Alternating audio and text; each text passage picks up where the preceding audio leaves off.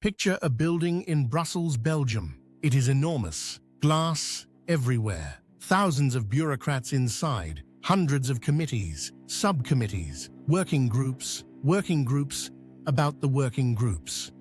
Somewhere in this building, someone is currently writing a 47-page regulation about the acceptable curvature of bananas. This is the European Union, 27 countries, 450 million people, one shared currency, used by only 19 of them. One parliament, whose decisions some members ignore. One set of rules that Hungary breaks every other Tuesday. And right now, in 2026, it is simultaneously the most successful peace project in human history and a political institution held together with bureaucratic tape and mutual suspicion. How did this happen? Why does it keep almost falling apart? And is it about to actually fall apart this time? Welcome to the Global Perspective. Today we will talk about how the dreamy marriage of the EU came into existence and what messy end it might suffer. Buckle up. This is a long story with a lot of angry French people in it. Act 1. Why Europe kept blowing itself up. To understand the EU, you have to understand one simple fact about European history. Europeans love fighting each other, not in a fun way, but rather, we will do this until entire generations are simply gone way. From roughly 1618 to 1945, that's 327 years, Europe fought wars so large, so devastating, and so frequently that historians basically just gave up naming them individually and started calling the whole thing the European experience. The 30 Years' War, the Napoleonic Wars, World War I, World War II. The scorecard is not good.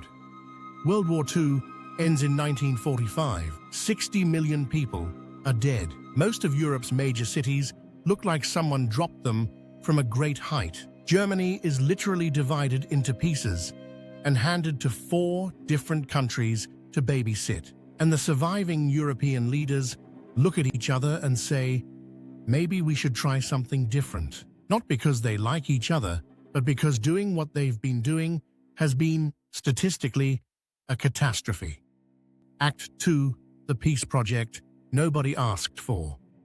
The idea comes from a French bureaucrat named Jean Monnet. Jean Monnet is not glamorous. He is not a general or a president. He is a technocrat, a man who believes deeply that the way to stop countries from fighting is to make their economies so intertwined that fighting becomes financially ridiculous. His logic: France and Germany keep fighting over the Ruhr, the industrial heartland where steel and coal come from. Steel and coal are what you need to build weapons. So what if France and Germany just shared the steel and coal together under joint administration? You can't bomb a factory you co-own.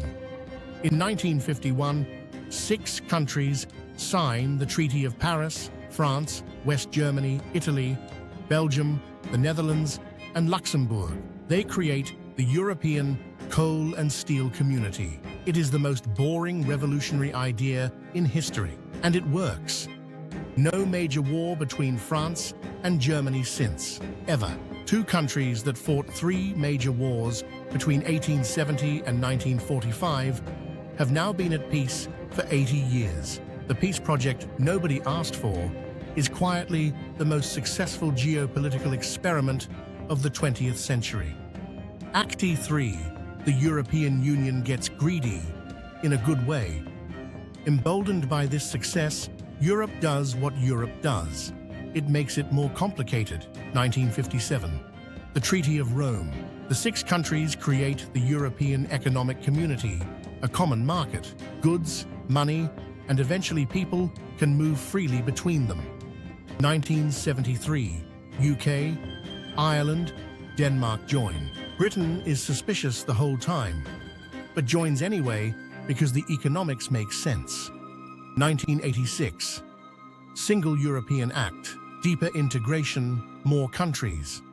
1992. The Maastricht Treaty. This is the big one. The EEC becomes the European Union, and they announce a new shared currency, the euro. Now, here is where a sensible person might raise their hand and ask a question. If these countries have different economies, Germany is an industrial export powerhouse, Greece is mostly tourism, and olives is giving them all the same currency and the same interest rates a good idea? This question is raised. It is set aside. The euro launches in 1999. 12 countries sign up. It is considered a triumph of political will over economic logic. There is champagne. There are speeches. There is enormous self-congratulation. The economists who warned about this are correct. We will get to that. Act 4. How the EU actually works. Before we get to the disasters, a brief explainer on how this institution actually functions. The EU has 3 main bodies. They are confusingly named, and everybody gets them mixed up. The European Commission is the executive branch. It proposes laws. It's run by a president. Currently, Ursula von der Leyen, a German woman who carries the energy of a very determined school principal. The commissioners are appointed, not elected. This will become relevant later. The European Parliament is the legislative branch. It is directly elected by EU citizens. 720 members representing 27 countries. It sounds powerful. It is less powerful than it sounds. The European Council is the heads of state. Macron, Scholz, whoever is running Italy this week, meeting to make the big decisions. Almost everything important here requires unanimous agreement. 27 countries. Unanimous. Do you see the problem? The result is a system that is excellent at preserving peace and terrible at making fast decisions. Every made choice requires negotiation, compromise, horse trading, and occasionally Viktor Orbán vetoing things for no apparent reason. It is the opposite of efficient. It is, in its chaotic way, intentionally designed so that no single country can dominate, which is the point, but also the source of approximately 70% of European frustration. Voters feel rules are imposed on them by people they didn't choose. That feeling is not entirely wrong, and that feeling has consequences. Act 5, the Golden Era, and then Greece. The 1990s and early 2000s are genuinely good for the EU project. The Berlin Wall falls in 1989. The Soviet Union collapses.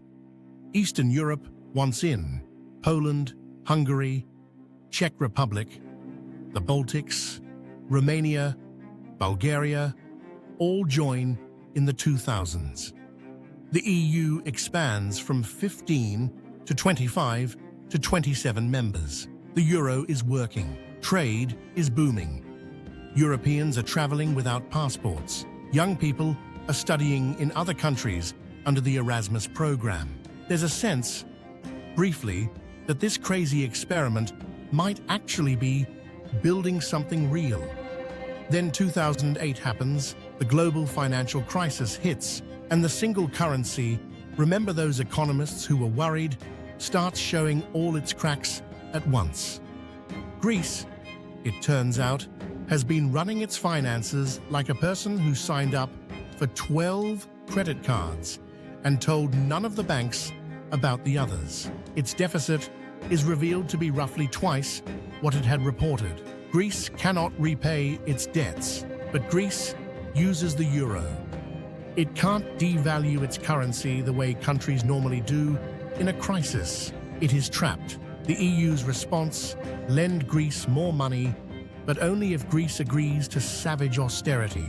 Cut pensions, cut wages, cut public services. In a country whose economy is already collapsing, Greek unemployment hits 27%. Youth unemployment hits 60%. The medicine nearly kills the patient. Greece stays in the EU, barely sit, but the trust damage is permanent. The "we're all in this together" story now has a very visible asterisk. Act 6, Brexit, the most British disaster ever. And then Britain does something remarkable. In 2016, the UK holds a referendum on whether to leave the EU. This referendum is called by David Cameron, who is confident Britain will vote to stay. He is wrong. 52% vote to leave. Cameron resigns approximately 6 seconds later. Why did Britain vote to leave? The official reason? Sovereignty. Brussels making too many rules. Unelected bureaucrats taking back control. The actual reasons: a decade of austerity that people blamed on Europe rather than their own government. Genuine concerns about immigration levels. 40 years of British tabloids blaming the EU for everything from bent bananas to the decline of civilization.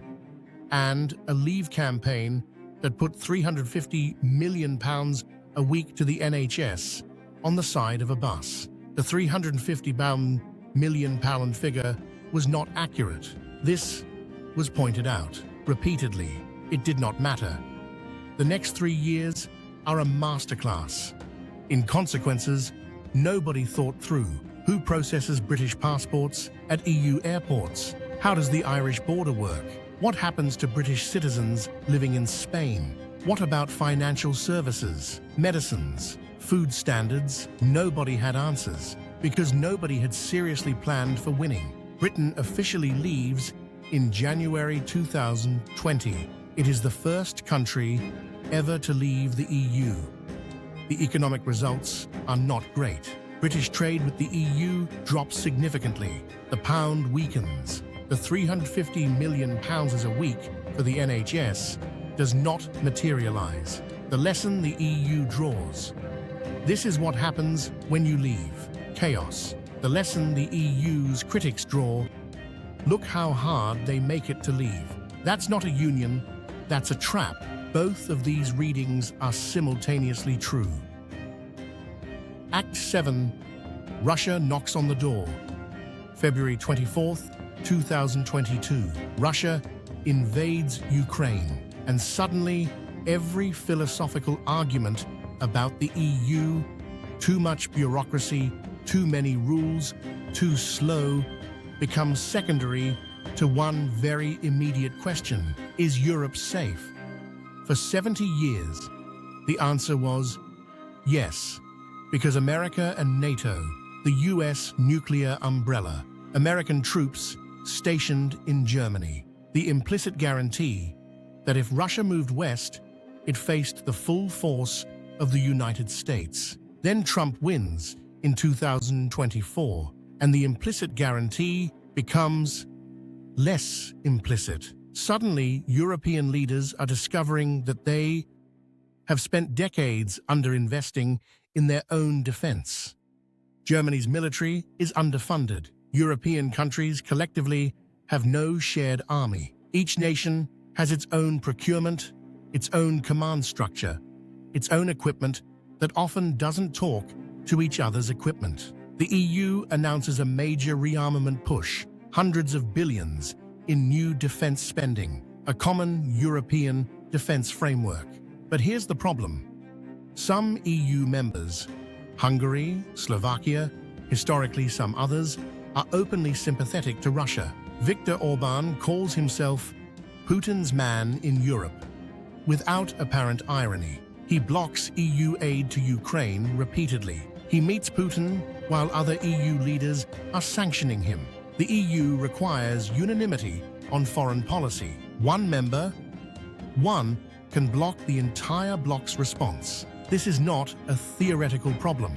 It is a recurring, operational, ongoing problem.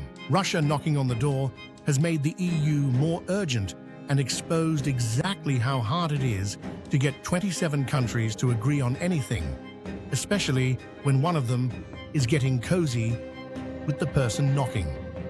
Act 8, the populist wildfire.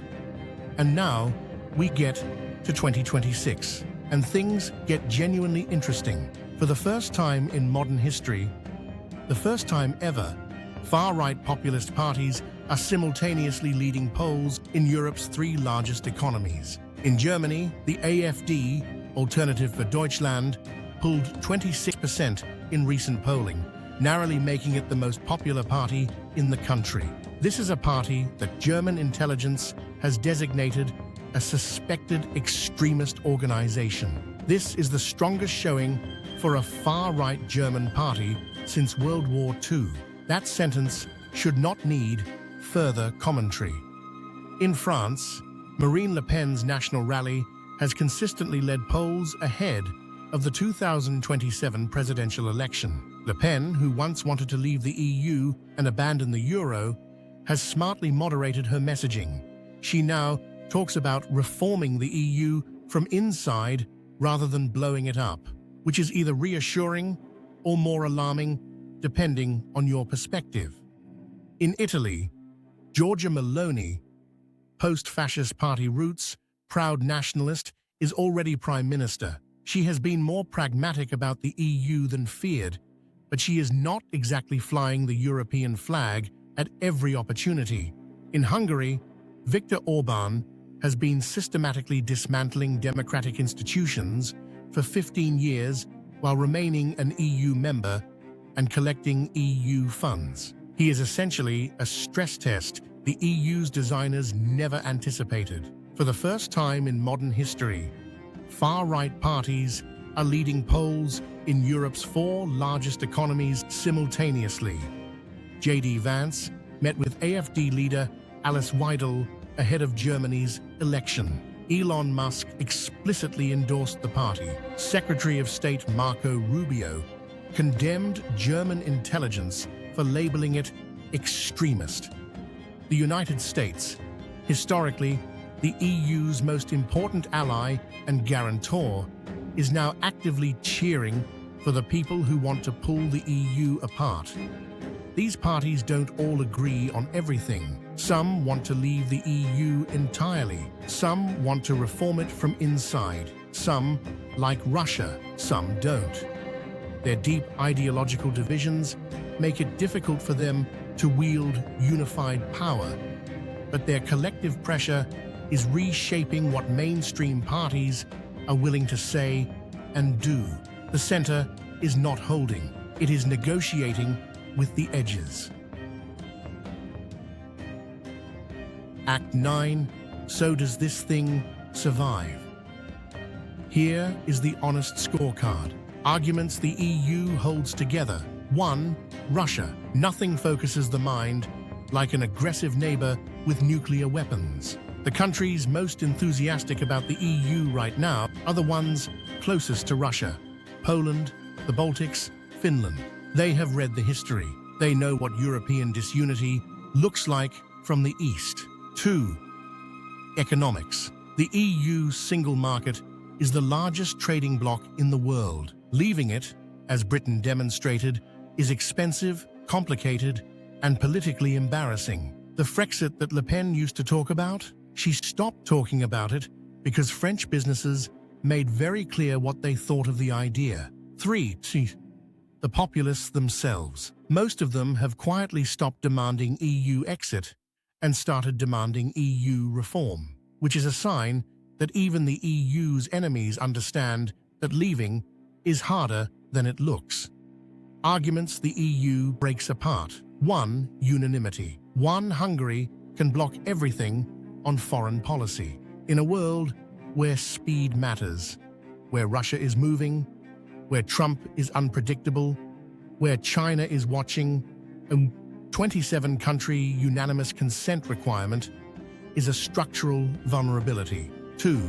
The democratic deficit. The Commission, the most powerful body, is not elected. Voters feel rules are imposed on them by people they didn't choose. That feeling fuels populism.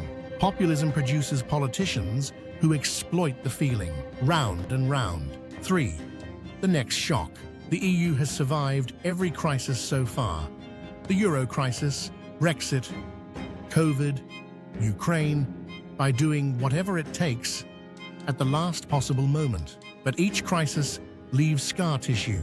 Each bailout creates resentment. Each rule imposed creates a politician who runs against it. There is a limit to how many whatever it takes moments an institution can survive. Here is what Jean Monnet, the boring French bureaucrat who started all of this, actually said. Europe will be forged in crises and will be the sum of the solutions adopted for those crises.